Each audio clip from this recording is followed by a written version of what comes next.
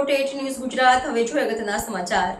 સુરત જિલ્લામાં ખેડૂતોનું આંદોલન વેગવંતું। પાવર ગ્રીડ સ્ટરલાઇટ વીજ કંપની સામે માંડવીના વીજપોર ગામે પદયાત્રાનો પ્રારંભ। પદયાત્રામાં મોટી સંખ્યામાં જિલ્લાના અસરગ્રસ્ત ખેડૂતો જોડાયા।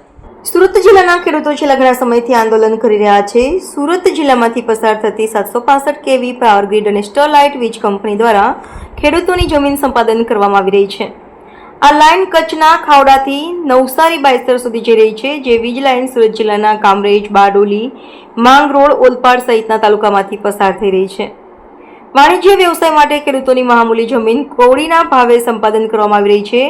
ખેડૂતોને મળવાપાત્ર કિંમત નહીં મળતા તેમ જે ભાવ નક્કી કરવામાં આવ્યો છે તેના કરતાં ઓછા ભાવ મળતા ખેડૂતોમાં રોષ જોવા મળી રહ્યો છે, જેને પગલે ખેડૂતો હવે લડી લેવાના મૂડમાં જણાઈ રહ્યા છે।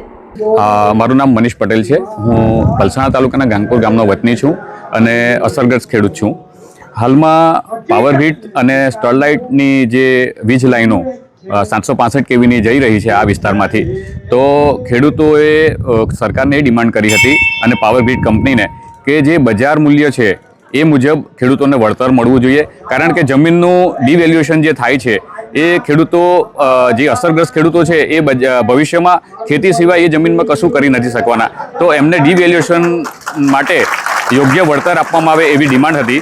પાવર ગ્રીડે અને કલેક્ટરશ્રીએ આદેશ કરેલો હતો કે તમને આજુબાજુના ગામની જંત્રી મુજબ જે હૈયસ હશે એનું વળતર મળશે, પરંતુ કોઈ કારણસર અગમ્ય કારણ અથવા તો સરકારનું દબાણ હોય એ નથી આપણને આઈડિયા, પણ એ કારણથી હવે પાવર ગ્રીડ અને પાવર ગ્રીડ કંપનીના અધિકારીઓ એમના જે લેખિતમાં આપેલા વચનથી ફરી ગયા છે, ત્યારે ખેડૂતોએ આ આંદોલનનો માર્ગ અપનાવ્યો છે। અને આ માધ્યમથી હું સરકારશ્રીને પણ નિવેદન કરું અને નમ્ર વિનંતી કરું કે આપ ખેડૂતોના હિતમાં યોગ્ય નિર્ણય લેશો, જેથી કરીને ખેડૂતો ભવિષ્યમાં દુઃખી ન થાય।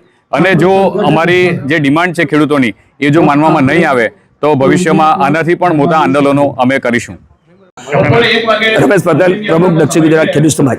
દક્ષિણ ગુજરાતમાં છેલ્લા 1.5 વર્ષથી પાવર ગ્રીડના લાઇન બાબતે એક વિરોધ ચાલી રહ્યો છે, તેના પગલે ખેડૂતોમાં ભારે વિરોધ હતો। ખેડૂતોએ કલેક્ટર સાહેબે વળતર ચૂકવવા માટે એક વધારે જંત્રી ચૂકવાય એવો કલેક્ટર સાહેબનો એક ઓર્ડર હતો, પરંતુ પાવર ગ્રીડવાળા કલેક્ટર સાહેબનો ઓર્ડર ધોઈને પી ગયા અને ખેડૂતોને જે ઊંચામાં ઊંચી જંત્રી આપવાની હતી તેની જગ્યાએ ઓછી જંત્રી આપીને વળતર ચૂકવવાની વાત કરી। તેના પગલે ખેડૂતોમાં ભારે રોષ હોવાના કારણે આજે અમે કામરેજ તાલુકાના માંડવી તાલુકા વીરપોર ગામેથી પદયાત્રા શરૂ કરી હતી। દરેક ગામમાં જઈને ખેડૂતોને ઓછું વળતર બાબતે અમે એક માંગણી કરવાના હતા, પરંતુ વહીવટીતંત્ર દ્વારા અમને એવું કહેવામાં આવ્યું કે તમારી જે માંગણી છે અમે પૂરી કરીશું, 1 અઠવાડિયા માટે તમે અહીંયા આ રેલી પદયાત્રા અહીંયા મોકૂફ રાખો, જેથી અત્યારે અમે મોકૂફ રાખી છે। જો અમારી માંગણી ન સંતોષાય તો આટો અઠવાડિયે ફરીથી અમે આ પદયાત્રા શરૂ કરીશું। માંડવીના વીરપોર ગામે જે જગ્યા પર પાવર ગ્રીડ કંપનીએ વીજપોલ ઉભો કર્યો હતો, એ જ ખાતરમાં જે ખેડૂતોએ હવન કર્યો હતો, એ જ ખેતરમાં જે ખેડૂતોએ હવન કર્યો હતો, ત્યારબાદ પદયાત્રાના પ્રારંભ કરવામાં આવ્યો હતો। આશરે 2 કિલોમીટર પદયાત્રા કરી હતી। છેલ્લા 1.5-2 વર્ષથી ચાલી રહેલ ખેડૂત આંદોલનમાં સૌપ્રથમવાર મહિલાઓ પણ આંદોલનમાં જોડાયા હતી। આગામી આંદોલનમાં પણ મહિલાઓ હવે જોડાશે। મહત્વનું છે કે પદયાત્રાનો પ્રારંભ કરતા હાલ પૂરતી સ્થગિત કરવાની ફરજ પડી હતી।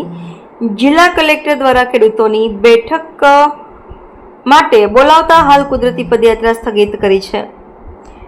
જો બેઠકમાં પ્રશ્નોનું નિરાકરણ નહીં આવે તો 1 સપ્તાહ બાદ ફરીથી પદયાત્રા શરૂ કરવામાં આવશે। પદયાત્રાને પગલે વીરપોર ગામમાં ચુસ્ત પોલીસ બંદોબસ્ત ગોઠવી દેવામાં આવ્યો હતો। B48 ન્યૂઝ ગુજરાત સાથે રિપોર્ટર પ્રશાંત પટેલ, બારડોલી।